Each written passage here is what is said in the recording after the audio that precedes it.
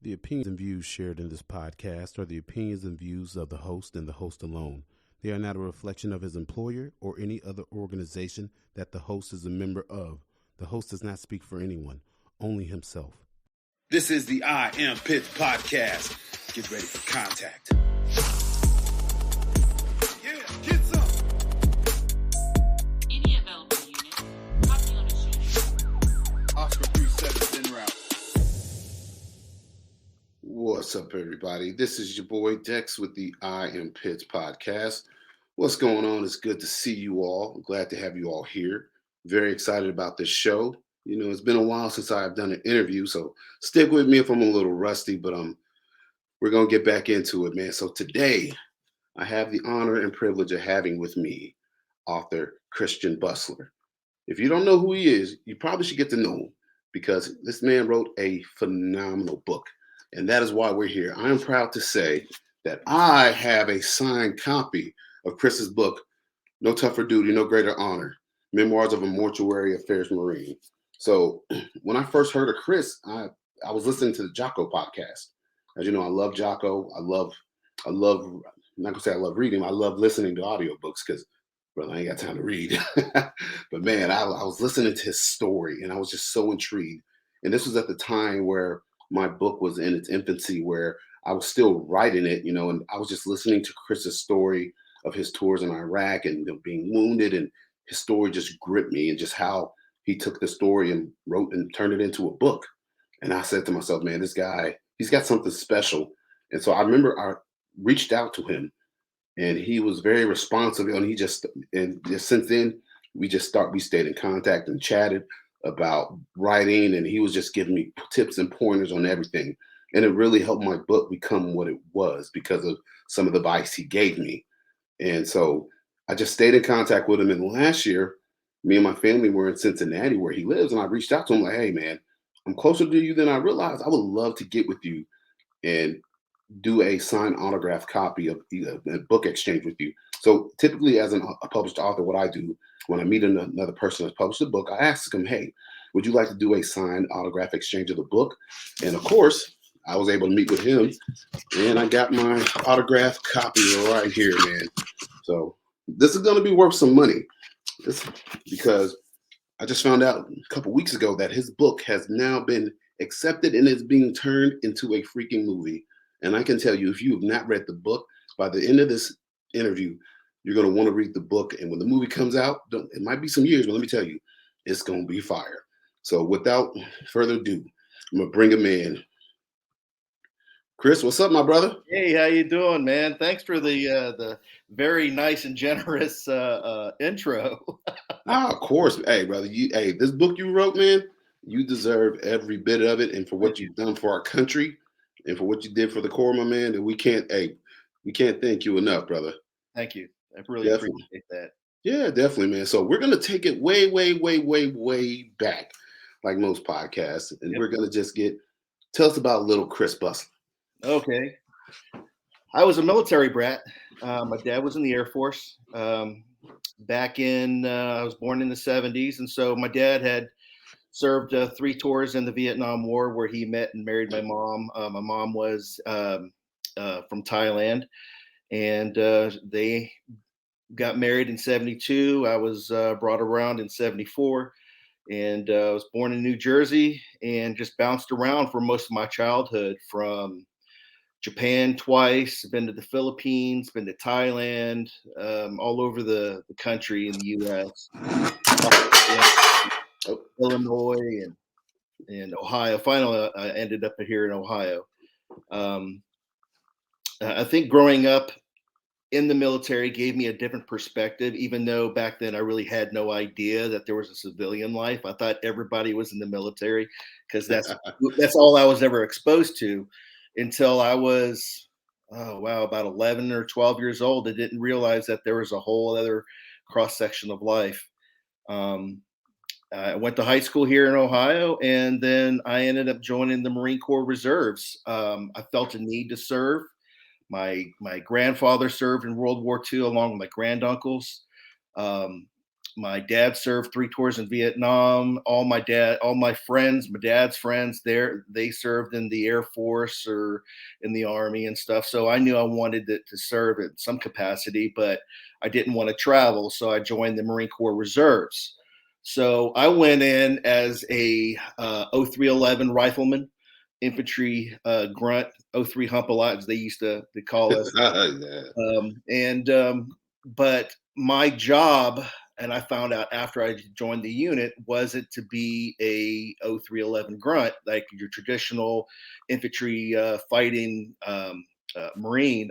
I found out that this unit was a special unit, that we were tasked out to be frontline, basically body baggers. Our job was to be able to provide our own security, to go into let's say a helicopter crash or on like an airplane crash, and secure the remains, secure the intel, and be able to extract out from there. And when I joined, there was the end of the Gulf War. We still had troops over there.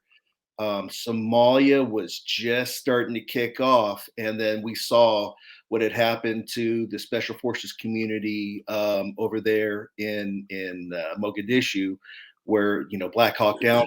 The importance of having a frontline remains handlers on scene, at least in the wheelhouse on a grand scale. But I never thought I'd ever go to war, and so I thought, hey, why not just stick with this unit? And then it just ended up, 9/11, and then ended up, getting activated to go to Iraq in 2003. So let me ask you: your dad was in the Air Force, right? And what was your grandfather in? My dad was in the Army. Oh, my grandfather was in the Army. My dad was in the Air Force. My grandfather, he fought through the Philippines with General MacArthur. The family has actual photographs of General MacArthur and different, walking on a beach and doing all this other kind of stuff. I think he ended up was working in some supply unit where he was refueling like airplanes and trucks and stuff like that. And that was something that my dad did during Vietnam War. He ended up refueling fighter planes and bombers and making napalm. He used to tell me that he used to make napalm there in Thailand. They'd strap it onto the bottom of the planes and fly them over to Vietnam. My granduncles, all of them served in the Army except for one was the Army Air Corps. He served in World War II and in Korea. Uncle Mark. Yeah, and then I have another legacy, man. Yeah. I could trace my military lineage going all the way back to the Civil War. We had a relative. There was a Confederate soldier named Morgan, and it was Morgan's Raiders, and he came up through the Ohio Valley and was raiding, burning farms and stuff. And one of my ancestors ended up picking up a rifle and fighting for the Union against Morgan's Raiders. Oh, wow. That's pretty cool, man. So with your family history, what led you to join the Marine Corps? Well, I grew up in the Air Force. So you want to stick it to dad like a little bit? Yeah, basically, when we lived in Japan, I remember seeing the Marines PT early in the morning and stuff, waking everybody up and early in the morning and with their runs. And my dad was like, "Hey, never join the Marine Corps, or join the Army because they'll treat you like dogs, and they'll make you do things that you don't want to do, and you need to join the Air Force." And but every time he watched war movies, we wouldn't watch really Air Force stuff. He would watch Platoon or Marines, Iwo Jima or whatever. So these guys are shooting machine guns and Hamburger Hill and stuff like that. And so I would I wanted to do that. I wanted to shoot guns. I wanted to be a badass and kind of stick it to my dad, But, hey, you were the Air Force. All you did was refuel airplanes. You're like, look at me. I'm a weekend warrior, but I shoot machine guns. Did they fight? Did your parents fight you on to try to talk you out of it? They were at first. They were upset. Well, my dad wasn't so much. He was concerned, but my mom was upset. She was like, "Oh, my mom's from Thailand, and so she has her little accent. It's like, oh, no, join the Marine Corps. They'd be bad to you. You need to join Air Force. Air Force, they take care of you and stuff." And it's like, Mom, I want to do grunt things. I want to blow things up. I want to do grunt I'm things. not going to go to war. I mean, there's still war going on. But when I joined and I found out how much I loved it, and there was this camaraderie there. You have this bunch of knuckleheads who we all like the same things. We like to blow things up, shoot things up, and the Marine Corps ball. You go out and you have a party. Every year your wives will dress up, and it's like the prom, but every year, but better because he's got much alcohol he can take. And it's a great time. I love the people that I served with. So I tried to, I never thought I'd make a career out of it, but I ended up doing that because that's how much I loved it. And I can tell you what, man, I don't care what anybody says about the Marines. Those dress blues, my God. Chris, I'm not gay, but I'll tell you. Those dress blues make a man faint. Hey, man. That's how I got my wife. We were at a military wedding. I ended up, I was a swordsman. She was a bridesmaid, and we hit it off from there. And now we're going on 24 years strong. Wow, 24 years, man. That's awesome, brother. 24 years. And so you're a young man. You joined the Marine Corps, but you're in the reserve, right? Yep. What are you doing on the civilian side of life? Civilian side, I ended up, after I got out of boot camp, I did a bunch of security jobs, try to get myself into be like yourself, a law enforcement officer. So I took a bunch of tests for like 4 or 5 agencies here in around Dayton, Cincinnati area of Ohio. And my dad was like, "Hey, the post office is hiring. Why don't you try them?" And I figured, well, why not? Nobody's calling me back. So why not I'd take the postal test? And I ended up taking it and I got hired. So I was there for, I joined up in 98 full time. So yeah, I was, walking 20 plus miles a day, delivering mail. But the cool thing was my dad was a mailman too. So we worked for the same office. And so when I was growing up as a kid, me and my dad never saw things eye to eye. Most families do. Dad thinks you're a knucklehead because you sleep in all day, when he's at working, busting his ass. And until I got to work there at the post office, and then my dad became more of my best friend. And I got to know him differently than a father and son kind of role, as the being a man-to-man kind of a relationship with him. And he ended up becoming my best friend, and I really treasure those years that I spent with him in that role.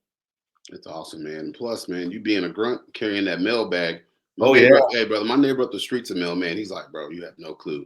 And I always tell people, if policing don't work out, the post office is my fallback plan. Yeah, they say that that's rain, sleet, snow, hail, the mail will go through or something like that. Oh, yeah.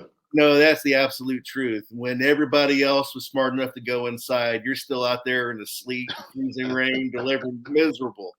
But that being in that role of walking 20 plus miles a day, that kept me fit for the Marines. Whenever it came to doing humps or anything like that, I had no problems. Just another day. Just another day, man. Just another day, man. I was in combat. When I was on my second tour, I was with 3-4, 3rd Battalion, 4th Marines. We go on these patrols. I mean, there was nothing to me. Walk in, don't care how much weight you put on my back, I'm going. Yeah, bro, you're a mule. That's right. Hold them up and tell them hit the road, bro. And so you're working for the post office. Yes, and sir. then all of a sudden things change in America. We all know how the war on terror started.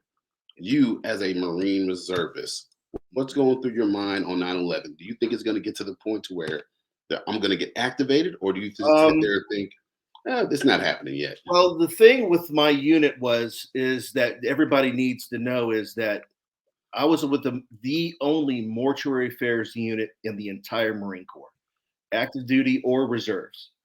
There is no room for the mortuary affairs in the Marine Corps in the big picture, so they didn't have us in peacetime active duty. They had us as a reserve component because we don't in peacetime there's no need for us. But when 9/11 happened, we had a pretty good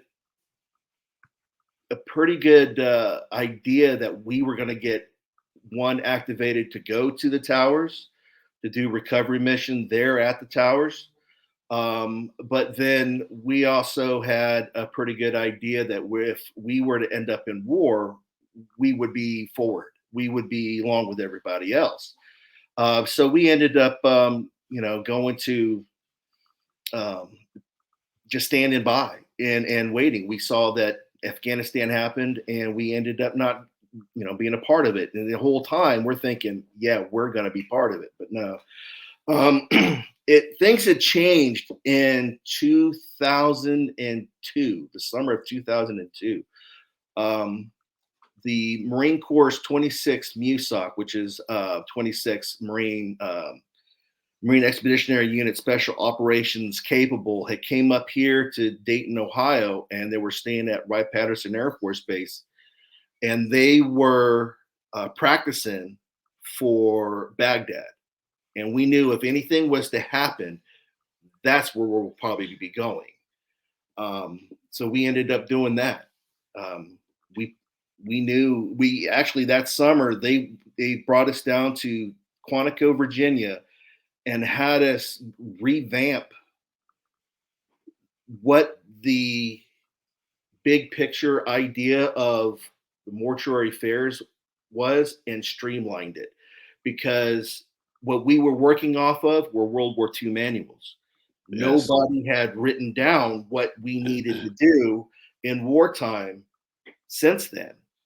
And so when you're talking about World War II, you're not talking about recovering remains and shipping them back home.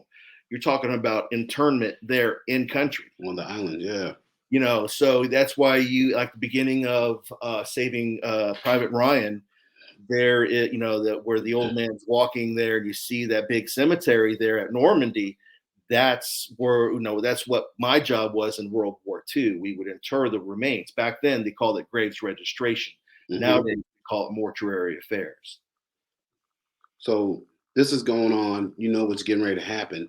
You and your wife. What's going on the home front as she realizes my husband's going to be going off to war?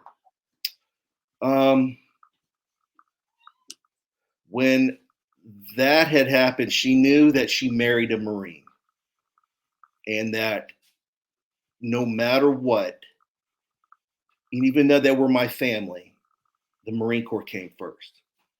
And,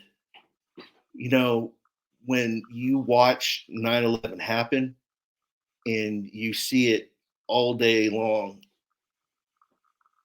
every day, man, I tell you, and being in the military, you wanted some payback, man. Oh, And yeah. I was happy. I was ecstatic that I was, in the Marine Corps at that time. And even though I knew I was going to be handling remains, I didn't think it would be to the level it became. I thought it was going to be like the Gulf War, you get in, get out, never seeing actual combat last over years. I was going to, be a few weeks, a month or two, and that'll be it. But,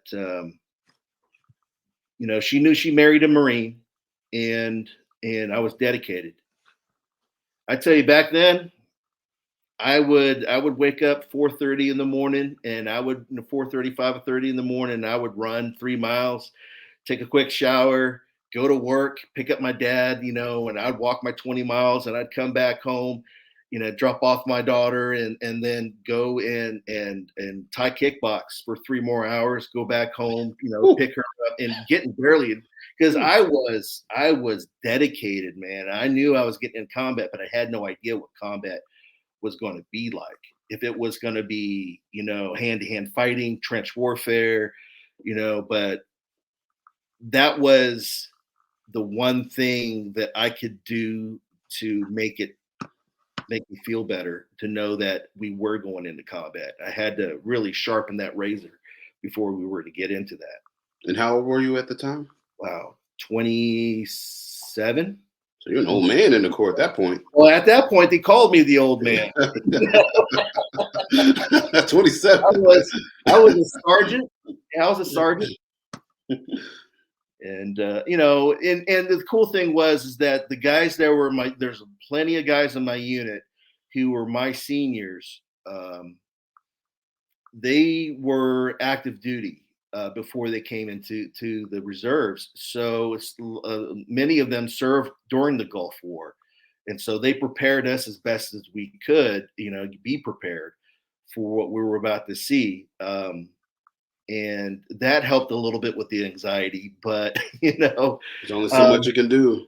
There's only so much you can do. I didn't know, I just tried to prepare myself as best as I could. But the wife was very supportive. Even though my level of anxiety is, I put my blinders on and I stay focused on preparing myself and preparing the Marines that were in my charge.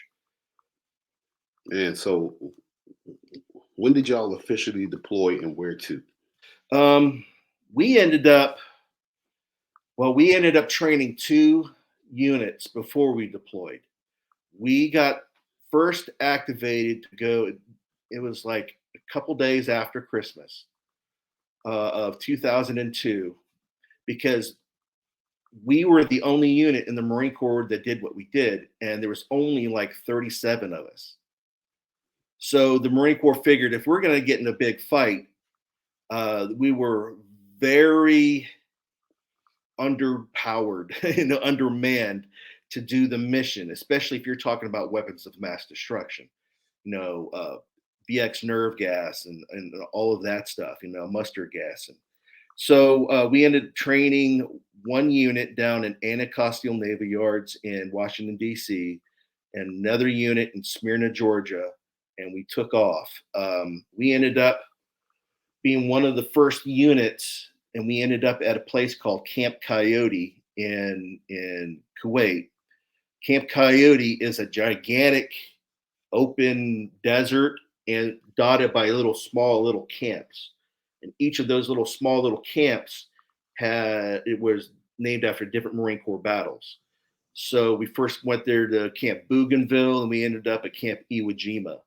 And we spent the most of our times going through gas drills and building what was scud bunkers. There were bunkers made out of sandbags and plywood boards that were supposed to withstand the Scud missile from Saddam Hussein. Plywood boards. So. Yeah. You think about it now, it's just like, whoa, did we really believe that was going to protect us? Well, when you are not really knowing what you're going to be facing, that is better than nothing. Yeah, it's something, but man. It kept us busy. And it kept us busy. I remember that they were like, hey, whoever is going to build the most bunkers, whatever unit's going to build the most bunkers, you guys are going to be in charge of the bus duty. And and the bus duty is to take whoever staff and officers from Camp Coyote to go to Camp Doha in Kuwait, or some of these Camp Commando or some of these other camps down there, and bring them back. And you're going to do all the security and stuff. So for us, that's what we did, man. We turned everything into a game. We did like 8 bunkers in like a week. Oh. So, but this is before we had, those little frames where you could put those the sandbags and hook them. This is all filling up by hand and throwing them all day long. So, So leave it to the dumbass reservists to make a game out of it. And everybody was around us. All the acting duty guys were like, "These guys are The stupid. hell's wrong with y'all, man? They're happy." It's like just happy to be in combat, like happy, you know. Yeah, So but we were just happy to be on active duty and finally getting to a point where we felt like we were participating in something that was real and something that mattered, even though that, yeah, we knew we were gonna handle the remains, but that reality hadn't set in yet. all right, so the day comes. I can't remember the exact day. I know, is it March 23rd? No, it was March 19th. March 19th. Um, Yeah, that the order, yeah, President we Bush gave the order, and we the ended up official invasion of Iraq started. we moved up to the border a few days before that. And that's when George Bush ended up saying, "Hey, Saddam, you got 24 hours to get out of your country. If you don't get out, we'll forcefully remove you." And so we ended up moving up That we did. and staged ourselves right there inside the Iraqi artillery fan on the Kuwaiti side of the border, and dug in and waited. Man. And so you're crossing the border, 26, 27 years old, your first time going to war. Yep. What's going through your mind? Especially as a leader of Well, it that's was never been a combat. yeah, it was very surreal. We knew we had a mission, and but I was so focused on taking care of my troops and hoping that we wouldn't have to be employed. We wanted to basically be tourists armed with M16s, and watching everything happen, and not being employed on a mass scale. But we were prepared for it. My platoon got separated into 3 teams, and each one of our trucks, we had a giant wooden box filled up with 1,200 body bags. Mm. We were expecting to go up and fill each one of those bags, and basically fighting until we died, which I found out later, and I wasn't too happy about Wow, it. they kept that in the wraps. The plan was, because we were the guinea pigs, the first units to cross over and see if they're going to hit us with gas, chemical, biological, whatever, and the units that we trained in Smyrna, Georgia, and Anacostia Navy Yards in Washington, D.C., that they were supposed to clean us up after. Oh, that's messed up, man. I found that out. And I was already writing my book when I was talking to the lieutenant colonel in charge of this back then, and he goes, "Oh yeah, you guys were supposed to be written off to be done. God. That's it. There it goes, Dayton mortuary affairs unit." Don't worry, we got reserves. We got reserves for the reserves. Yeah. So, man, y'all are pushing through the desert, making this historic assault into Iraq. And it was like sitting on the front seat of history being played out in front of you. Very surreal. That we were there on the border watching the very first rounds being shot off into combat. And we could easily look back onto, the old flickering black and white movies of Iwo Jima happening, or, of Normandy invasion, where these big artillery strikes and planes coming in and dropping bombs and stuff, and you're seeing all this play out before you, and it's kind of like, wow, this is crazy. Just 8 weeks ago I was delivering mail. Six weeks ago I was delivering mail in Springfield, Ohio. Now look at me. I'm very pointy end of the spear of the actions with America going into another country, and it was very surreal to see all that firsthand. Man, you did such a good job in your book of describing the giant sandstorm that you all encountered during that invasion. So I was in high school. Oh, really? It. Oh, yeah. I was in high school. All my buddies that graduated the year before me were out there, Marines and Armies in 3rd Division and 1st Marine Division. I was pissed. I was like, I want to be out there so bad. And then I remember seeing that sandstorm on the news. You did such a good job of painting a picture of what it was like in that sandstorm. So if you could, without spoiling too much of the book, tell the people what that was really like. All right, I'll break it down to one word. It sucked. Yeah, it was one of probably the most miserable days of my life. Up to that point, it was I've never experienced anything like it. Had no inkling that it was even going to happen. We were busy, you know, being in convoys, going in from city to city, town to town, overpass to overpass, and seeing the handiworks of basically the grunts that were fighting in front of us.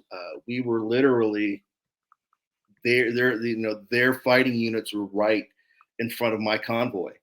So we were seeing tanks boil over with fire right after they first get hit, and we're driving right past them.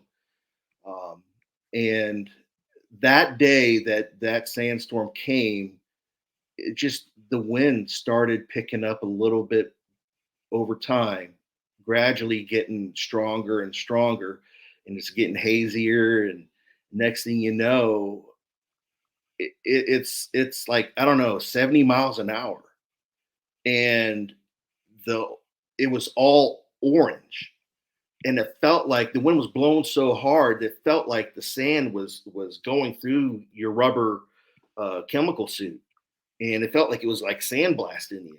And the only way you could stand there is to turn your back and let it go past you.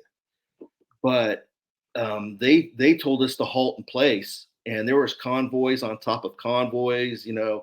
Before they told us the halt in place, my convoy stopped, and we weren't supposed to leave one arm's distance from our vehicle, and we almost had another vehicle crash into our trailer carrying in all those body bags, because it was hard to see, and it was just at the last second the guy corrected, and he didn't hit us. But it was crazy. It was like fighting in the apocalypse. Yeah, there were still Iraqi units all around us. We were in the middle of them, and we were just lucky that they didn't decide to go out and fight at that moment, because our weapons don't do very well in without sand in them. And yeah, because you'll get your your M16s jammed up. They won't fire. Machine guns, they'll misfire. But those AKs and those RPKs that they use, flawless. I think they work better with all that sand in them. But they just didn't. They hunkered down, and when we woke up the next day, we found that we started driving that we were surrounded by, Iraqi positions, which is crazy. So I think didn't y'all take fire for the first time? Shortly. That was the first time that we took direct fire. Where it was during the push going up, it was where it was ahead of us. They already had everybody mapped out and marked out, and so whenever they run into they knew ahead of time where everybody was, the units. That's when they hit them, and so we would see the aftermath. But after that sandstorm, it was that my convoy was caught in the middle of everybody. So that next day, when the sandstorm blew over, the priority was to get our weapons up as soon as possible, and it was like pouring concrete out of our wet concrete out of our. Yeah. We had to beat them against the vehicles to open them up. So we got them cleaned up and everything, and the next day was just it was foggy, and you couldn't see anything. 20 feet, 30 feet in front of you, depending on where you are in relation to the road and everything. Everything was just hazy. And at this point, nobody knew where everybody was. So we were doing, basically we would provide a cover, So one convoy would stop. We punch out security. Everybody along there on 3 or 4 mile convoy would punch out security, and the next one would leapfrog us, and they would go, and they would provide security. And then we were doing this all day. And next thing you know, I remember hearing pop, pop, pop, da, da, da, da, da, da, da, pop, pop, pop, pop, pop, pop, da, da, da, da, da, da, and boom, boom. And I caught up bronchitis from that sandstorm, Oh, and I'm coughing up, and I'm laying down in the back of my vehicle, and I punched my guys out of security, and I'm laying there, and I'm hearing boom, boom, boom, and I'm thinking, oh, cool, it must be an artillery unit that's off in the fog right over here. They're sending off a fire mission. Oh, that's cool. All right. And next thing you know, like da da da da da boom boom boom boom boom boom. I'm like, what the hell is that? Da da da da da boom boom boom boom boom boom. What the hell is that?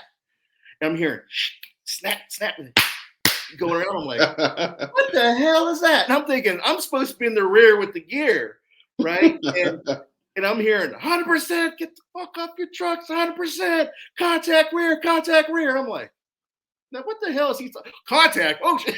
I jumped off of there. I come crashing down onto the road, and I'm running out there, and they were like, get on a 90 on the road. So you basically a straight line on the road, and everybody's running out, and they told us to count off, and we're counting off.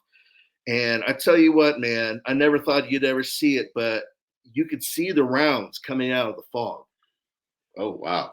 And it was just, because everything's white, right? And so you got these rounds, and you could see them, whoop, whoop, whoop, and an RPG going, right past, us.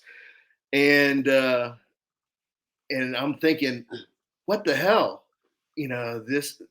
I'm not supposed to be in. We're supposed to be in the rear with the gear. Who is that shooting at us? Is it a friendly unit? Is it the enemy?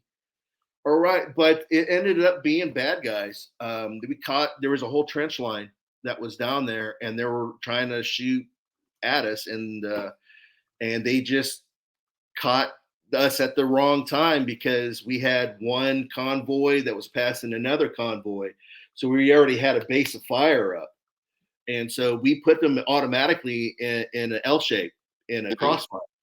So we already had them marked in, but in this little line, I can't remember how many people were in that line, but we already had them in the crossfire. And I remember being nervous as hell, seeing it like shapes move around in the fog. And I didn't want to pull a trigger on it because I wasn't sure if it was Friendly or foe. Friendly or if there were bad guys.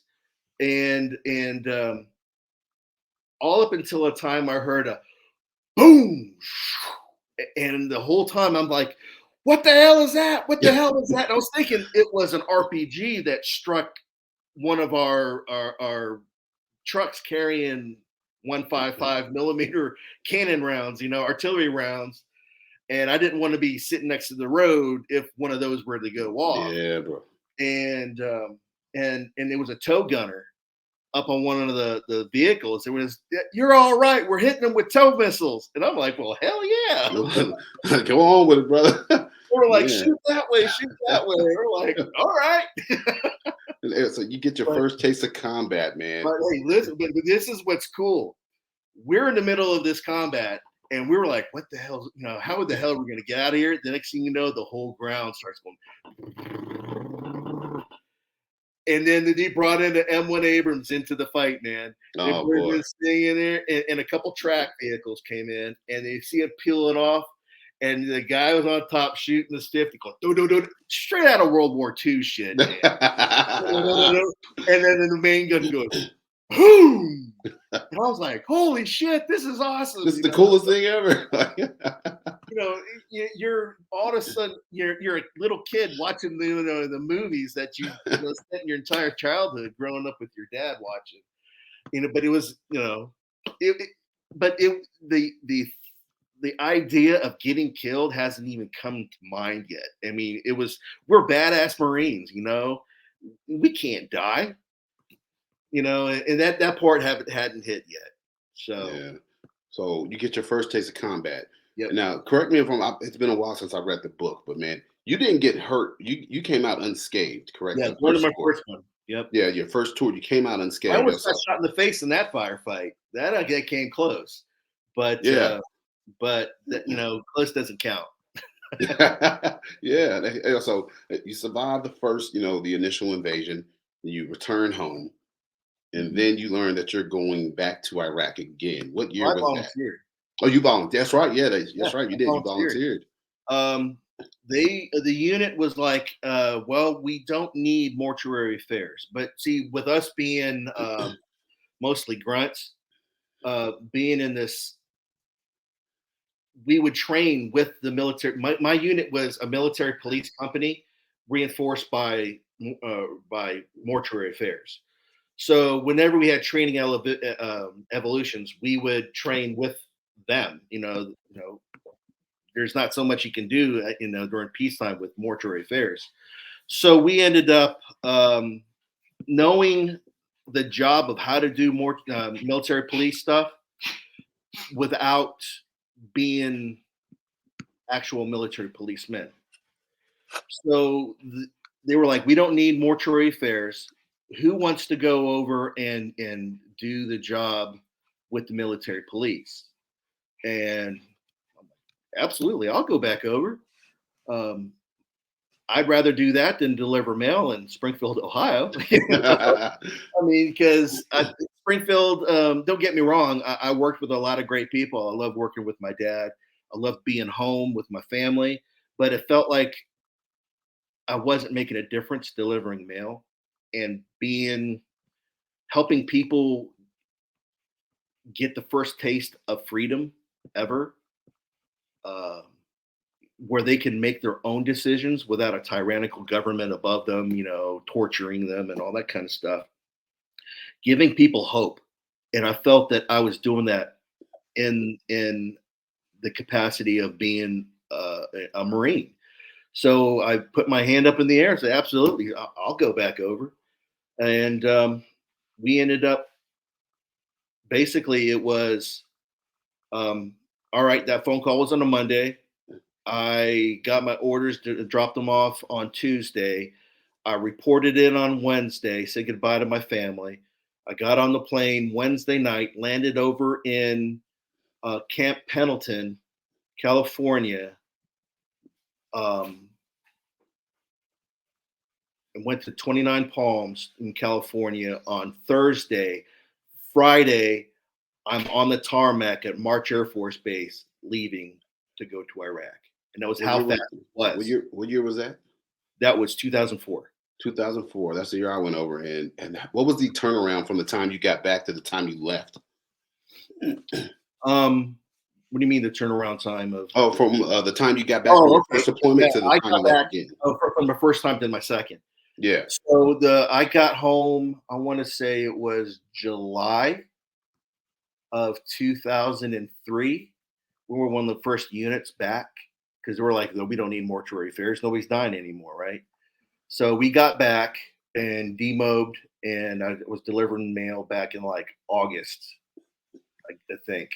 And then the time frame of them wanting to say that, hey, you want to go back over? The first time I put my hand in the air was November. Then they were like, we're just going to make this strictly a 5811 military policeman deployment.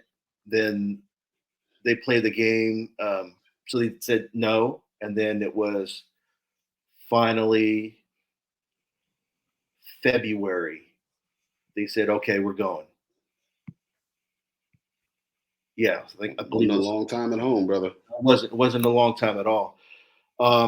And so I was on that tarmac in March Air Force Base on Friday the 13th. And one of the guys that was in the line as we're going up into the plane, and one of the guys, you think it's going to be bad luck for us to leave on Friday the 13th? And I was like, oh God. shit. Because the bad thing is that my wife was sitting in front of me as I was calling everybody, said, hey, you want to go? Going down the phone list. You want to go? No? Okay. You want to go? Absolutely. Good to go. And they were like, "Hey, are you going?" And I remember looking at my wife, and I said, "Yes." And she was like, and when I said that, I totally had a bad feeling about it. I knew something bad was going to happen.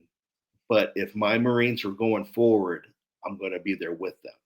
True leader. True So, leader. so I decided, yeah, I'm going to do it. And when it was Friday the 13th, you know, and I'm like, yeah, well, hopefully nothing happens, you know. So, but we Well, ended up going. yeah, you go on that tour and something did happen. Yeah. And this was different for those that are listening. People don't realize. So from 2003, when the war started, to 2000, early 2004, it was smooth sailing for the most part. Then all of a sudden, these pesky little things called IEDs became a Oh yeah. very, very, very real threat. Oh yeah. And so you go over this time on a different mission, but you still have those mortuary affairs, but you're on patrol. And Mhm. I believe, was it Ramadi? I can't remember. Where It was Haditha. Haditha, yeah, the Haditha Dam. Yeah. Tell the people what happened to you at Haditha Dam, sir.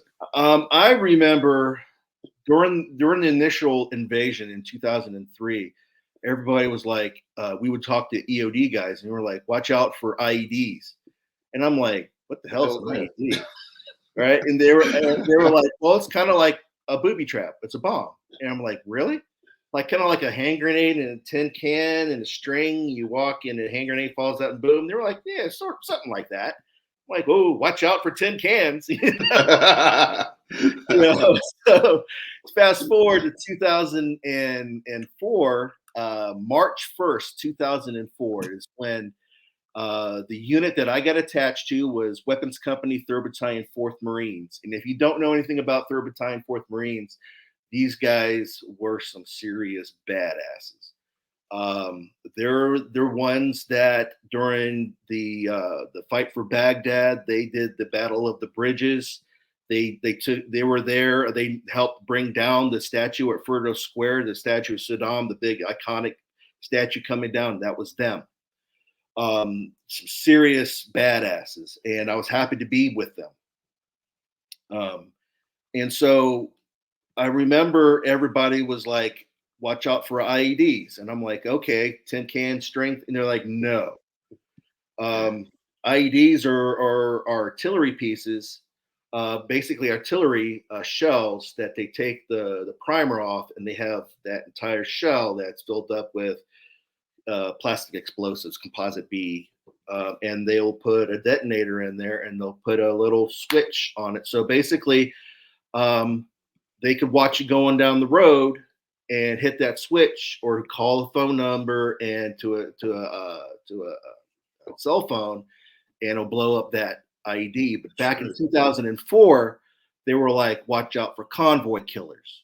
And I'm like, okay, explain what a convoy killer is. So what they did was, with these artillery shells, they would line like 100 yards, both sides of the highway. And what they would do is they would wait for for a convoy to go down the road. And when they get in there with the magic little, point, they go, that whole 100 yards will explode. And during that trip up from Yadari Range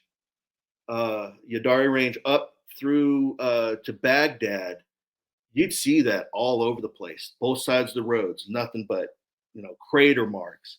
Mm-hmm. And we're riding Terrifying. in soft skin vehicles, and you're talking about pucker factor. And so we get up there to Baghdad. We ended up staying the night in Baghdad, and then we end up going out west to Al Assad. And when we stayed at Al Assad, we ended up dropping off the rest of the units there. But my unit ended up going out to this place called Haditha Dam, and it's a hydroelectric power dam that provides the power to most of Western Iraq and parts of Baghdad. And so we ended up staying there, and we didn't think anything of it, we didn't realize how bad the insurgency had gotten to that point. No, we were preparing ourselves, excuse me, for like looters and stuff like that, not active combat, guerrilla warfare. Mhm. But we ended up going there, and we replaced the third ACR, Third Armored Cavalry Regiment. And when we showed up, I mean, we went on a joint patrol with those guys, and they were like, "You guys really don't understand what you're getting into." They had a rough tour of the third They had a ACR, rough man. tour. They had a rough tour, and we had no idea. We knew it was bad. We didn't know it was going to be that bad. But we went out a few times, and our job was to train Iraqi policemen. The little 5-man team that was attached to 3rd Battalion, 4th Marines. My job was to train Iraqi policemen and to get them to do more of Western style policing, community policing, and not sit there and drink tea all day and take bribes. Squatting on the side of the road, chilling. Yeah, just chilling. Somebody's getting mugged, like literally right next to them. But and so we went out on a joint patrol the day before, and we had agreed that we were going to go in there and we are going to find the bad guys. Where they were afraid of them. So the next day we go out, and what we were planning on doing was my team of 5 ended up being 4 because one guy had a blister, didn't want to go out. Yeah, I remember. Yeah, it was a Yeah. leader too, wasn't it? What's that? It was one of your leaders too, wasn't it? Yeah, he was a sergeant. A But he wasn't sergeant, a leader. Yeah, because we're a 5-man. We're in a training team. So he ended up staying back because he had a blister. I'm like, okay, whatever. Blister. We'll carry your gear. We'll do your job. So we go out, and my 4-man team was supposed to provide overwatch for the rest of the platoon, which is only 2 squads, 18 guys, going out on this mission. So we were supposed to be at the police station providing overwatch. At the same time, we're going to go assess what they need in equipment, what they needed in training, what the facilities were like. And so these guys were going to go out, and we ended up going through the village. Before we get to the point where we were to break off, I remember going past this all-girls school, and all the little girls were waving at us with these colorful scarves, and they were like, "Hey, Americans, Americans!" And I was like, "Hey, how you doing? It's good to see you." Oh. And I would say, marhaba, which is hello. And they're like, marhaba and stuff. And you go right next door to the all boys school. And the all boys school, we were like, "Hey, how you doing?" And they were sticking their fingers in the air and throwing rocks at us, and all these little assholes start running out, and they're running behind the patrol. And then remember the lieutenant saying, "Hey, this is step it out, get away from the kids." And then we get up on this dirt road, and we're walking in, and it was kind of like a U shape around us, with one side going a little like a horseshoe of buildings. And we're walking on this dirt road, and it was all this trash that was everywhere. And it was like there was their dump. And we're walking in, and I'm starting to see the teachers were corralling the kids away, and they're going back up to the school. And we're walking, and I remember seeing a silver car, like a little silver sedan, come down the road. And the guys in the front of the patrol, they didn't wave off the car. The car broke our formation. And I was like, wait a minute. If this was a car bomb, they'll kill most of us in this patrol. There's only 18 of us. It comes down, and it comes as close as I am, where I could touch it. Mm. So I'm like, all right, fake the funk, fake the funk, go up there, act like I don't, that I know what I'm doing. Go in there, and I had the radio on my back, so I had my antenna up over here, and no, I had my chin strap in with my handset, and I had my antenna over here, and I remember going up looking at him and looking through his car to see if I could see any RPGs or anything contraband in his car. And I wave at him, and he waves at me, never taking his hand, he is like this, never looked at me, waved and touched his dashboard. And as soon as he touched his dashboard, it went boom. The thing is, I never heard the blast. I just felt it. And I remember walking up and seeing that all this trash was everywhere. Everything had dirt on it, except for this little pile of trash that was standing next to me. I had no idea. I thought the car blew up. When I opened my eyes, I was off the side of the road in a ditch. My head was down. Radio was up, pushing up. And my whole body's numb. My ears are ringing and stuff. And I remember looking up, hit right next to a market. And I remember looking up and seeing guys grabbing goats and throwing them in their cars. and I figured out that they knew that we're going to start fighting, and they wanted to get out of the area and get their merchandise and stuff. And I couldn't find my weapon at first, and it got blown off of me. And I found it, and I start crawling up to the road, up this embankment, and I can hear Marines yelling. And everybody's like, get down, get down. And other guys on the ground, like this, and he's kicking around in a circle, and other Marines trying to hold him down, try to stop him and figure out what's going on. It was kind of chaos. Everything was going around in me. And the other guy's like, I'm hit and stuff. And I'm laying there. My whole body's numb. But all of a sudden I start feeling something hot pouring down the inside of my calf. And I remember reaching down and I pulled it up and I was like, oh shit, I'm hit too. And stuff. But I had no idea how bad I had, everything was happening so fast. But everything was like in high definition, which was weird, And the guy who got hit was across the road from me was another guy that was on my little 5-man team, Lance Corporal Major Sack. He ended up getting part of his tricep blown off of him, and they ended up pouring quick clot in his wound.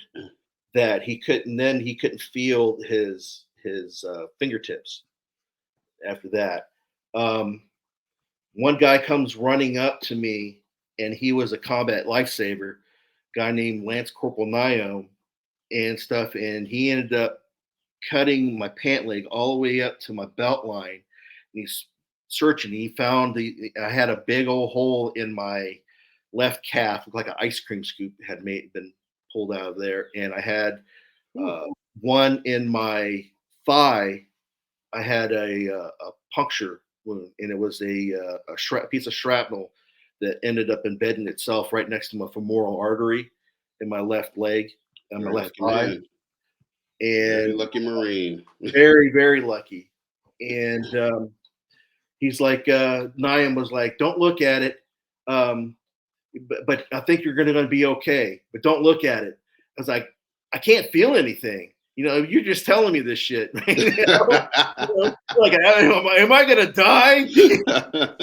It's like, no, you're all right. You're going to live. You're going to live. But don't look at it. It's like, I don't feel anything. And he goes, because you're in shock. And you'll be okay, man. So I was like, hey, Nio, I got something to give you that I shouldn't have, but I'm going to give it to you anyways.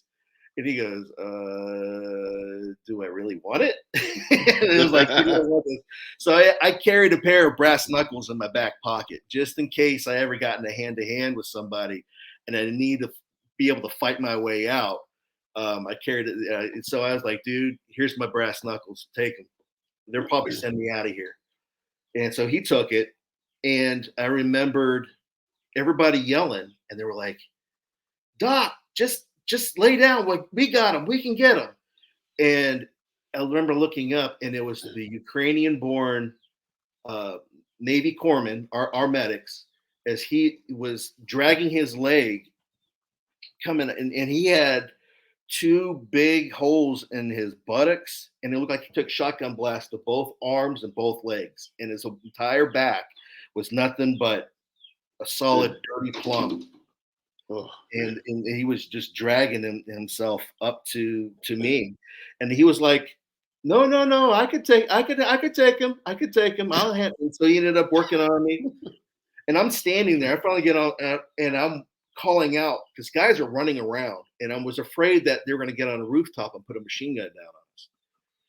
As everybody was discombobulated there on the roadside, and I'm calling out people.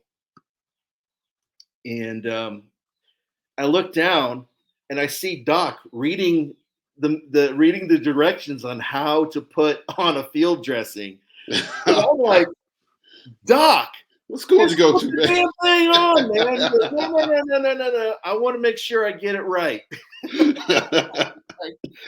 Oh, that's hilarious, man. So let me ask. So they get you bandaged up, and Yep. they get you to the cache, Mhm. right?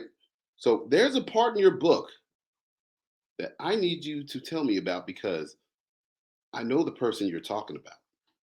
This person worked on me when I was in the hospital. Oh, yeah. Tell us about the Puerto Rican nurse. Oh, man. I tell you, these nurses, they have ways to make you feel like the blood. It's basically, to make you man up and take the pain, And so here I was. They wheeled me in. I was over at the cache in Baghdad, and we fly in, and they pull these guys off, and I'm going in there and go into this room, and I see that there's this other guy that he's getting worked on, and he's sitting there, and he's buck naked, and he's got both hands over his privates, just sitting there on there, and his head's doing this. And I'm like, dude, they gave this guy some great drugs. He's like higher than a kite, but he still, don't want the pretty nurses from seeing his junk, right? So they wheel me in a little bit from. I could still see him when they closed the blinds, but they still had a place open. I still could see him sitting there, and it was just fun. It was hilarious and stuff. And this girl starts working on me, and she starts irrigating. And she had this tight T-shirt on, and stuff. And she's like, I need you to strip all your clothes off. And I'm like, what? We need to check you for more for any more wounds that you may have and stuff. And I was like, really? This is all I have. And they were like, we needed. We have to. So here I am now, next thing, doing the same thing that Marine's doing, covering up our privates. Not and these pretty nurses don't care that we're buck naked. We're bloodied and all that stuff, but we were buck naked. And and she caught me glancing at her boobs, and at the same time she's pulling debris out of my leg. And she's like metal fragments or whatever out of my leg. And she goes, hey, Marine, I know what you're looking at. And I don't mind. And I was like, oh, God. She goes, I was like, oh, God. She goes, she winks at me.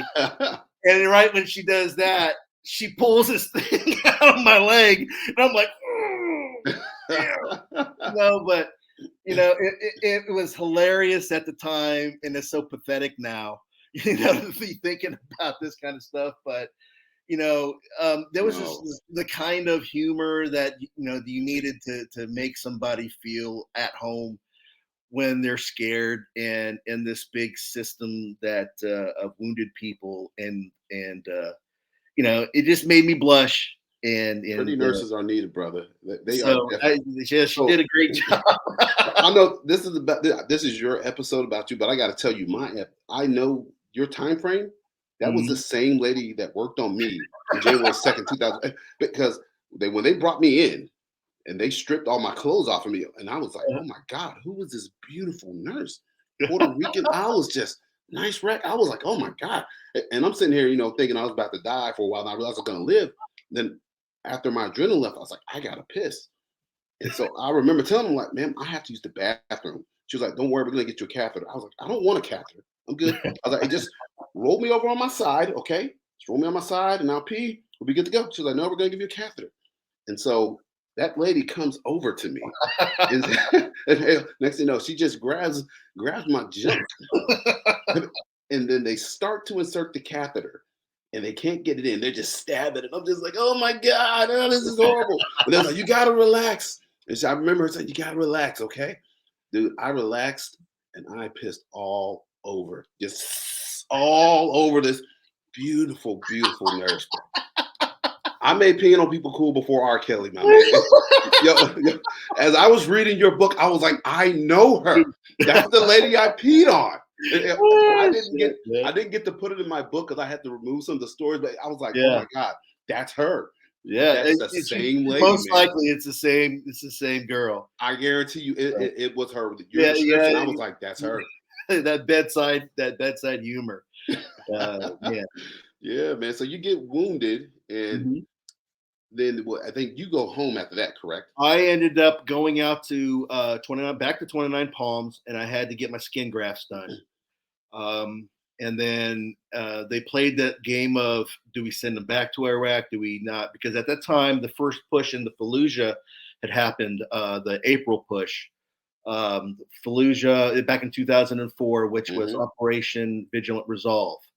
So this is the one where they ended up going between like a week or two before they were going to do a final mop up of all this fighting in the city. And all these politicians said, hey, that's it, go ahead and stop from there. And that was the prelude to Phantom Fury, which is November of 2004. That's right. But I ended up being back in the States, and this, leads up to 2005 on my third deployment. But I remember after I got my skin grafts done and I went back home, Vigilant Resolve was already going on, but I didn't watch any of the news. I just wanted to spend time with my daughter and my wife and just not think about Iraq. And I spent my 28 days on convalescent leave, and I turned around and I went back. I ate breakfast that morning at Bob Evans with my mom and dad and my wife and my daughter. And then we went out, and remember there was a USA Today that was there at one of those little machines. And it had a collage of all the people who had gotten killed in Iraq from the very beginning to that day, the present day. And I looked at the cover, and I remember seeing out of the faces of the same guys I was just with in 3rd Battalion, 4th Marines. And it just, it was a kick to the stomach to realize, that when we thought we weren't going to see that many people, that many casualties. And then it was a kick to the stomach to realize that a lot of people that I knew had gotten killed.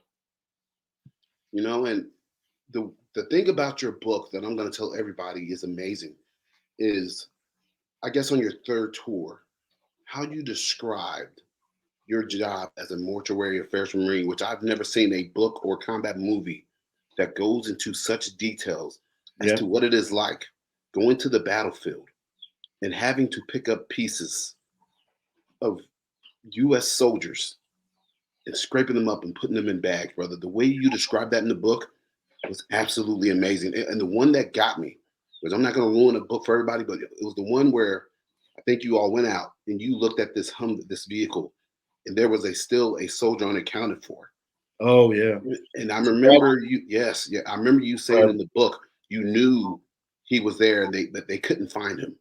but I guess he had got blown up, and I guess he had melted, and he had somehow ended up his DNA ended up kind of inside of the vehicle. Yep.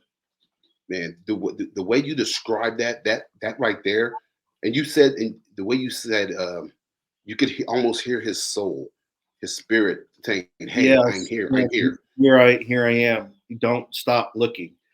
Well, the story is where it begins is like we get a phone call in the middle of the night saying that there was an incident that happened over in Aramati, that a Bradley had gotten hit, and they were missing 3 soldiers. So I remember I didn't take the phone call. One of our other staff had did, and they were like, "They're missing 3." I'm like, "How do you miss? You're missing 3. How does that even happen?" And I'm thinking, IED goes off, the vehicle blows up. Now they're on the scene, but their remains outside the vehicle on the scene. They were like, "No, they're in the vehicle and they're missing." I'm like, "How does that even happen?" Like, okay.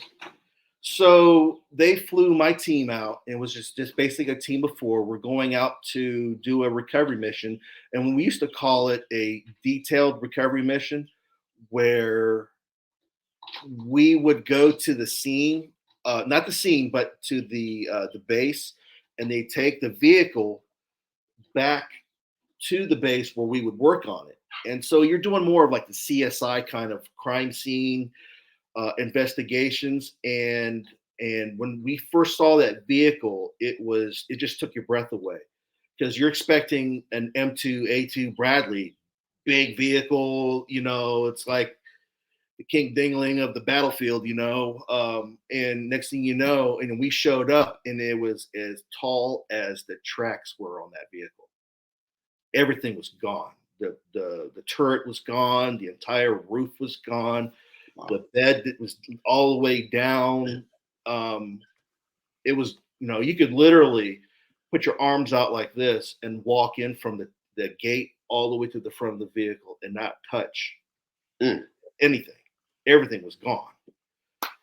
And it was just, it really just took your breath away.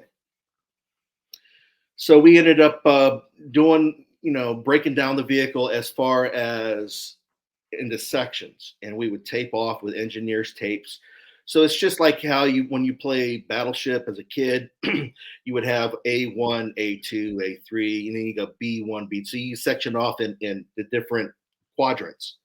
And so we ended up breaking it down, and we would go down to one little section and go down all the way down to the floor, and we do that. And so we ended up finding the first 2 soldiers immediately. They were in the back. Most of them was gone, outside of, I want to be respectful as possible, but there wasn't that much. But we were able to recover, able to recover some, a lot of DNA from those.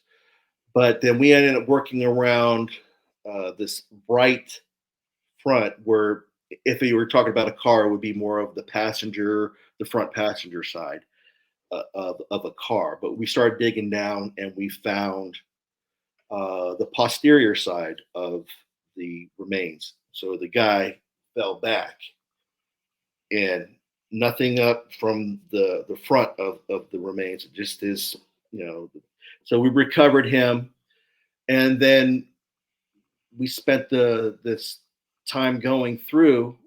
They said we were missing 3. We found 3 remains, but I remember when they were like, "Hey, we need to call an end to this. There's no more, and we can't go any further." And I'm talking to my officer, my CO, back on the phone back at Altacottum. And he's like, "Hey, when are you coming back? I need you back as soon as possible." I'm like, "Roger that, sir. I just don't feel right about this. It's something that's not 100%." He goes, "Just make it, hurry up and get done and make it back." I'm like, "Roger that, sir." And so I remember being there, and I get drawn to the blast hole, the hole that sat. If you're looking at it, as a car, it would be on the driver's side, and there's this hole about this big, and something just grabbed me and said, "Hey, I'm here. Don't stop looking for me. I'm here." And I remember looking at my troops and looking at my watch and thinking, well, logically, they're missing 3. We found 3. I'm declaring it. That's the end of the thing of our investigation. We pack up. We eventually leave. 2 weeks later, we get a phone call saying that none of the DNA is coming back for the gunner. And I'm like, what do you mean? We got tons of DNA for the gunner. I mean, they were like, no, what had happened is the guy that you thought was number 3 was actually part of the vehicle commander. His front half got ejected out when the original blast had happened, and his back half had fell back into the vehicle, and we still don't know where his the gunner's remains. So we go back out there again and dig around. I think we went out for like a total of like maybe 3 times. Each time we're going out there. Now, granted, we're working off of World War II manuals. Yeah. We are on the cutting edge of mortuary science on the active modern day battlefield. So nothing tells you that a vehicle will melt in modern combat. Because back in World War II, when my manual was written, you're talking about all steel vehicles. They just blow up into pieces. They don't melt. So what had happened after all these times, they decided that they're going to take this vehicle and they're going to send it back to the United States and use a mass spectrometer on it. So they're going to ship it. But the day that the evening that they were pulling it out, and they pulled up this piece, and all these bones started coming out. And what had happened was when the blast had happened, the vehicle melted on top of this soldier, and he melted through the vehicle out that little hole and underneath all of this slag, and he was encased in 12 inches of slag metal underneath the vehicle itself.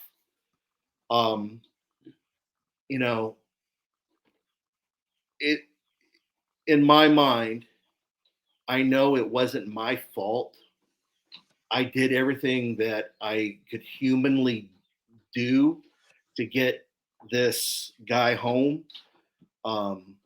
We were working in the realm of logic, but with the remains, and I never heard of any remains melting through a vehicle ever. No. So we ended, I still blame myself for putting his mom through 5 weeks of hell. I should have listened to my gut, and my gut saying that it was his soul, his spirit telling me this is where I'm at. Keep looking for me. And I just refused to listen to it. But that's the funny thing that, guilt that I've learned, years of therapy and stuff, that guilt doesn't operate in the realm of logic. It roams in its own reality. Like guilt could tell you that even though that you should have known, you should have been faster, you should have been stronger, you should have known, it puts you that in the realm of superhero characters, and we're not. We're human. We have our fallacies. We have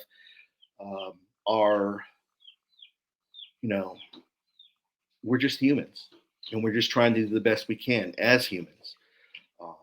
But yeah, that one in particular, I still feel guilty for it. Well, you did everything you could to get that man home, and I know his family is thankful for that, brother. And so they They named a high school after him. Did I they? changed their last names in the book Yeah, to be the names of the cities that they were from. But they named a high school after him. man, brother, that's freaking awesome. You got that man home. Yeah. Man, we just had a guy from Kentucky from World War II that we just got returned back and just got buried here in Louisville.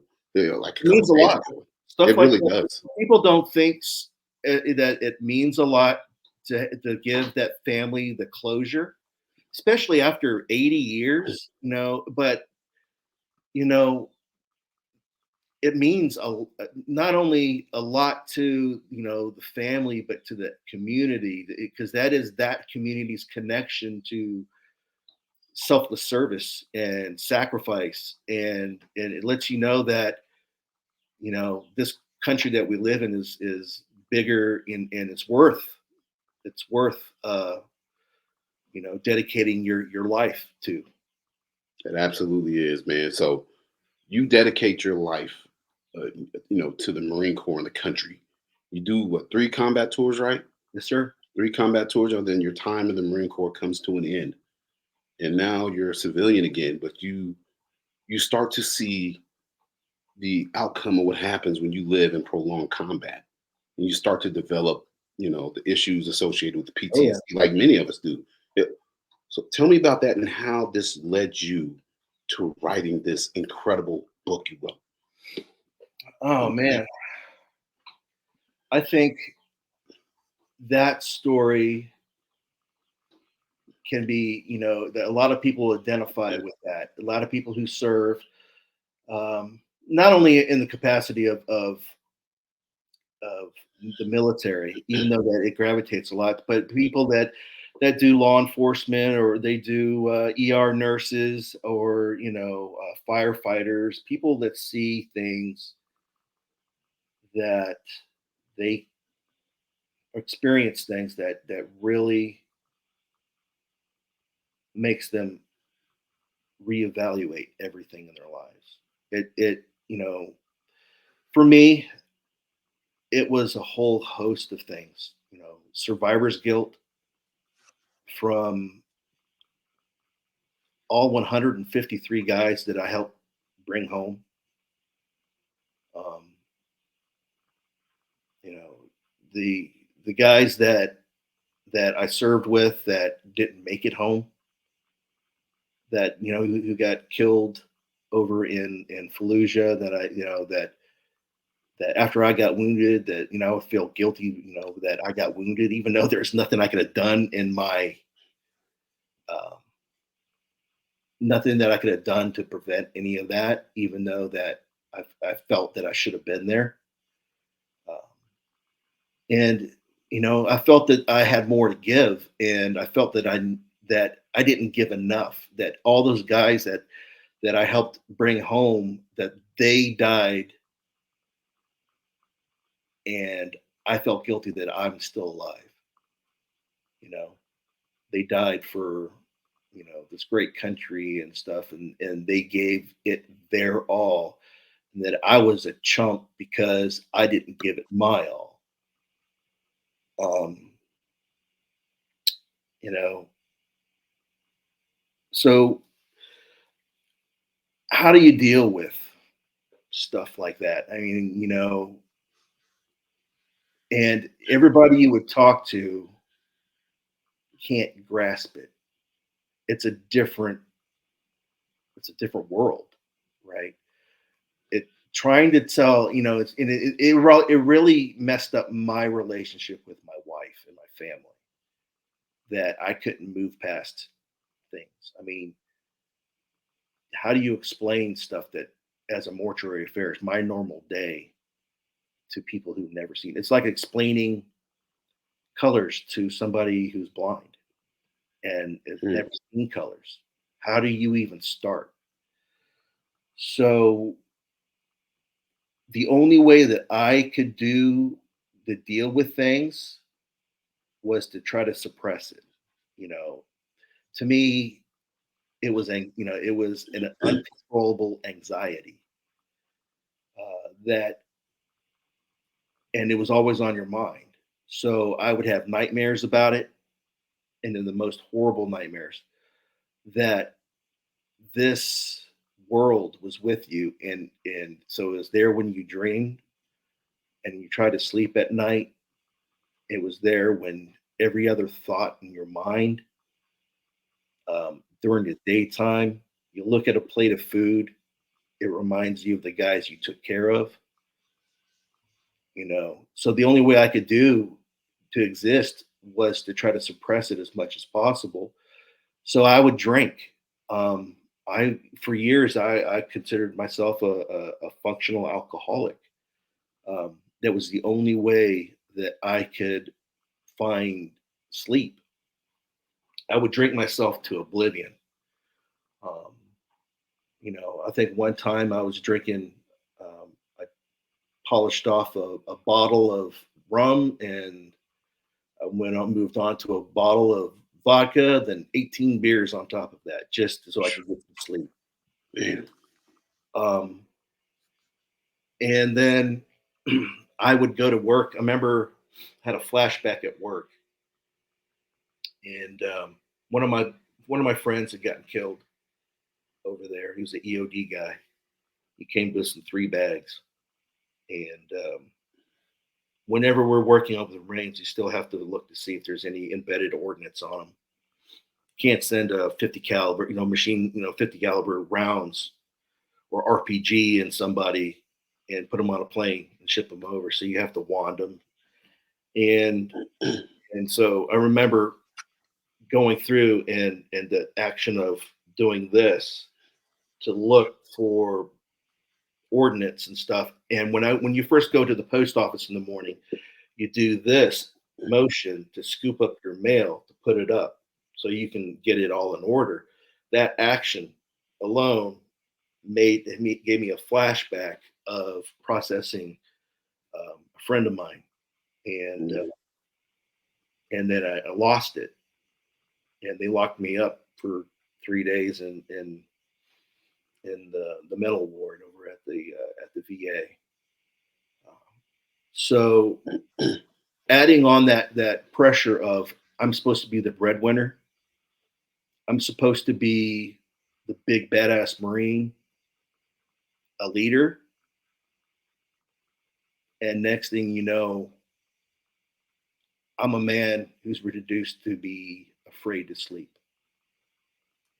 you know. And the only way I could function is to be so drunk that I didn't know what was going on.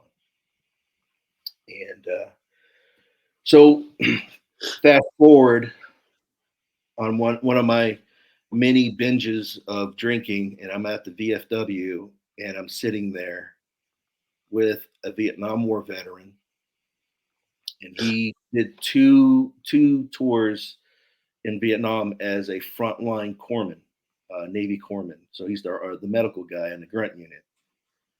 And he looks over to me and he goes, "I know what you need." I'm like, "What? Another beer?" No, no. He goes, "You got a lot of things that you going on and you're experiencing that you remind me of who I was when I was your age." He goes, "They call it journaling in mental health circles. What you need to do is start writing. And whenever you have an episode where you can't sleep or you just feel the need to say goodbye to your friends, but I don't care how you do it, you could be drunk off your ass. But the thing is that you start writing. You get those feelings out. And once you get whatever you want to get it out, you write it down and you go over to, a bonfire, you say your piece and you burn that." And he goes, "It doesn't have to work overnight. You got to do it over and over. It's got to be your normal, everyday thing." So at first I was like, "Yeah, bullshit, whatever. Okay, whatever." So I tucked that in the back of my mind. It was one of those nights that what I would wake up from a nightmare and I would be too worked up and afraid to go back to sleep. I would go out in the garage and I'd pound another 6-pack, just trying to work up the courage to go to sleep. And I pulled out my laptop and I started writing. And I couldn't stop writing. And it ended up turning into like 20 pages. So I ended up burning that and stuff, and I would do this over a course of time, and then at this whole time I'm going through therapy at the VA, and I ended up taking what I was writing with my with me to the VA, and we would start working on different topics. And my first one I wrote is about when my friend got killed, and we ended up having to process him, and that whole story. So um, over a period of time, I got good at writing, and my wife was like, "Hey, you know that what you're writing here is actually pretty good." Um, and so I ended up. She's like, "Why don't you try to publish it?" And after that, I started working towards the idea of one day getting the story out. And after 4.5 years of writing and rewriting and rewriting and pausing for a little bit because I was so drawn into the story, decided, yeah, let's go ahead and work on the story and try to do it. And then I ended up publishing it in 2017, and it has grown to be something that I did not expect, to go as far as it did. I was just trying to find a place to put all of those terrible memories of all of the things that we did. I needed a place to get it out instead of having it sitting here to be a weight to have it sit in front of me. And so, yeah, we ended up publishing it, and it just took off, and it became to what it is now. Man, it is an icon, brother. I don't, dude. I'm telling you, and I'm not just saying to say that. An amazing book. I am a sucker for a good war story, brother. And not just that, but man, the way you depicted these men and women that you served with was so realistic, and just what combat's like, and that, and just like I said, the unique perspective of a mortuary affairs Marine. Like, there are things in that book. Like I read that, listened to the audiobook probably close to a year ago. It still sticks with me so much. That's how I was able to sit here and just recall stuff like, yeah, I remember that part because it was like I was there with you. Man, I powerful, brother. I Powerful. wanted to write it. Once I decided that I was going to publish it, I wanted it to be something where people who have never experienced anything like it, never served in the military, never been deployed, never been stuck in the situations that we were, I wanted them to go through the five senses. I wanted them to smell it. I wanted them to hear it, what it felt like to have the sweat running down your ballistic plates and the gnats going in your ears as you're staring across this field of wheat with a burned out vehicle in front of you, and that there's snipers watching to be stuck in these situations where you know you only knew what it was like if you experienced that. And I wanted a book where other people who may not have done mortuary affairs, but they served in different capacities as infantryman or even a gate guard or a cook or an admin guy who experienced that they could say that, yes, I didn't do all this other stuff, but this part right here, this is identify with that. They can hand the book off to their significant others or their kids or their parents and say, this is what it was like for me too. So in the end, it helped them with whatever they're going through, so that they have something that other people can identify with. How did all the writing help you get to be in a better place and a better person, the person that you wanted to be and the man you wanted to be for your family? Yes. The book itself helped bridge that experience gap with my wife and myself. Now she had an idea of what it was like to be in those situations and how much it hurt to lose friends and what I was experiencing every night. And she could see that I was turning this lemon into lemonade, basically, turning these horrible experiences into something that other people could appreciate, and it helped immensely with my relationship with my wife and my kids. But it makes me feel good that all of the hell that we went through, that other people can see, can appreciate that, because mortuary affairs was it's supposed to be a thankless job. You're supposed to be behind the scenes. Nobody ever thinks of. This is the first book of its kind that I'm aware of. It You know is. that it takes it down to that level of what it's like to process, or what it's like to be blown up, or what it's like to see some great, opening battle, something you'd see in like World War I, World War II movies, and but it's real life, what it was like for us. And yeah, it does make me feel good, and it's given me a different perspective, that the war for me is no longer right here. You know, it's given me distance. It's now not something as a weight. It's now this book. Um, The best way I describe to people, I tell them when I finish writing my book and when you tell your story over and over, it takes the power of the trauma away from you, yeah, and it makes it feel and seem like you're telling somebody else's story. Like right, this cool story that you watched or saw, like some great movie, you're explaining it to people because you've done it so much and you face the trauma. And like, right. the trauma's always there, but you're able to express it more and easier. And it's like, and that's the best way I can describe to people what it Yeah. feels like to get that weight off your chest. It's like And it it's your story, but it doesn't feel like it because you could tell it now without the gives you a little bit of emotion. distance, Yeah. but it also was my way of honoring those we had lost.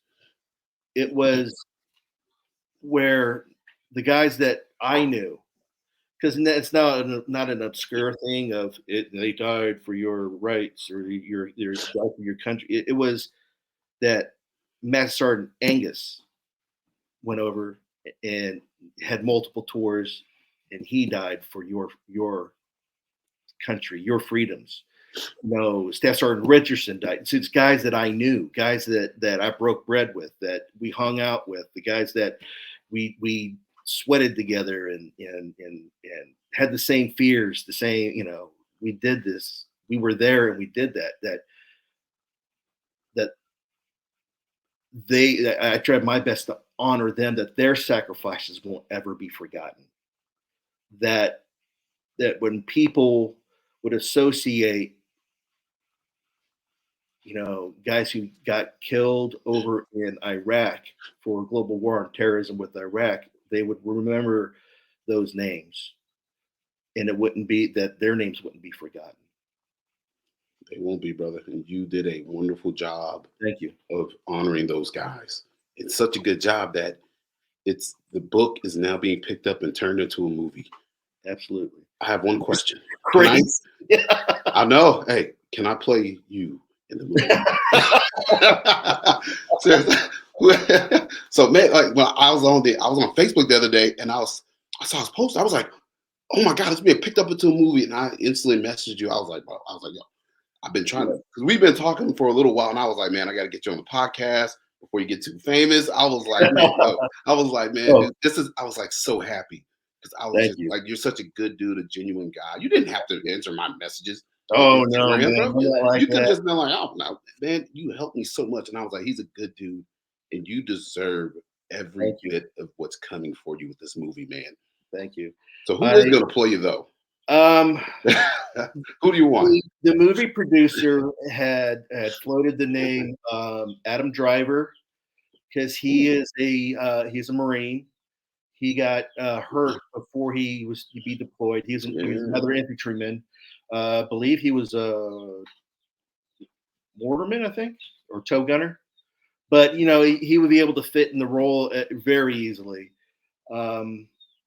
But aside from that, we really haven't really thought of much of who's playing who.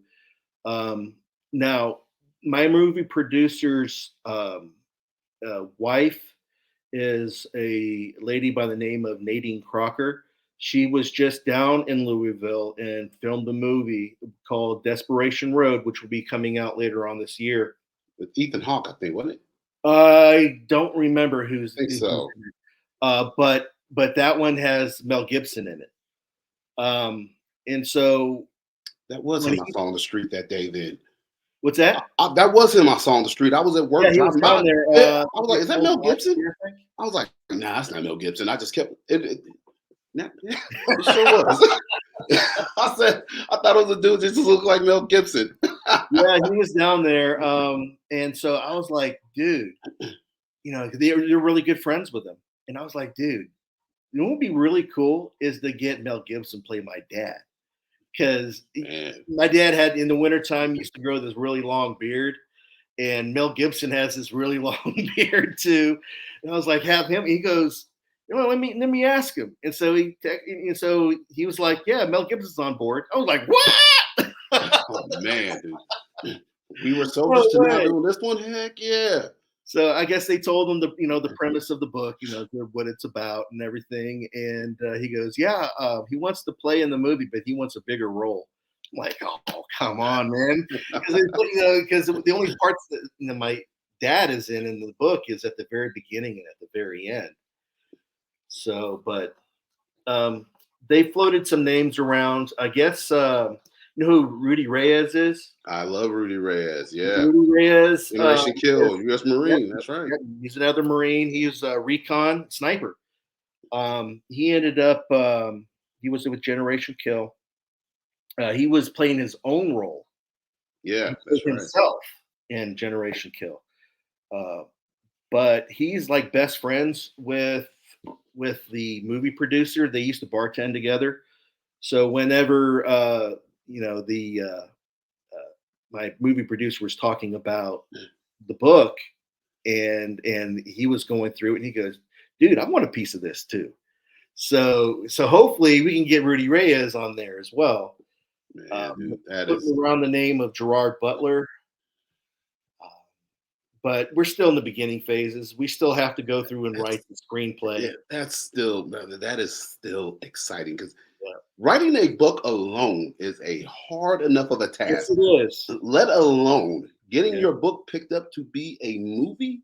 Yep, that is like a once, not even a once in a one in a million, like one in a trillion.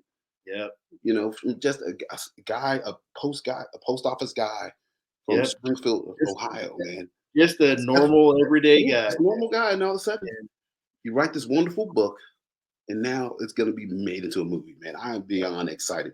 I can't wait for the premiere personally. I don't know when it's going to be, but I told you on the phone, I was like, hey, I'm there front and center. I don't care where it's at. We'll have my family will be there, brother. We, the wife and I have floated around the idea of, once it's released, having a private screening here in Ohio for all of our friends and family and having them come up. And so, we got a lot of hurdles to cross before we even get to that point. It has to be accepted, to the studios and all that stuff. But where the writer's strike is holding us back. Yeah. Right now. So they'll eventually get it together, man. I'm supposed to be working on the screenplay right now, but it's kind of like something that I'm not used to doing. You're taking a book and you're turning it into something that's totally different format. And, it's harder for me to connect with somebody when you're writing visually than it is when you're writing to get into somebody's head because they're reading it. Complete different skill set, brother. And I'm not ready for that one yet. Man, so it's about an hour and 45 in. We're going to get ready to wrap it up. So absolutely. This is something I ask everybody that served in the war on terror in the military during that time frame. With what we know about the war in Iraq now, this is not political, but there's a lot of people questioning what we did overseas. A lot of guys question what they did, if they actually made a difference, or if it was worth it because they said these wars are false and we shouldn't have been there. How do you rectify everything you did when you hear people say things like that personally? Politically, I wish the politicians would consider the ramifications of what decisions like this, you know, mean. Because for me, it was, you know, 153 guys that we took care of to get home, and that's 153 families, 153 communities, that that will forever have that piece of them that they'll never be able to get back. But for as the person who was there, I didn't fight. I didn't go over there for those politicians. I went forward to do that job because my Marines were there. And those people that we took care of them, they needed us to be there. You don't fight when you're in the middle of rounds flying. You don't fight for red, white, and blue. You don't fight for mom's apple pie. You don't fight for a country that's 7,000 miles away. You're fighting to keep the people who are left in the right, keep them alive, and do the mission.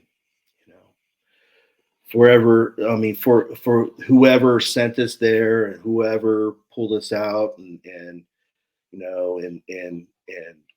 we're that's not our sin. That's right. They took advantage of our patriotism and our love. But I didn't fight for any of them.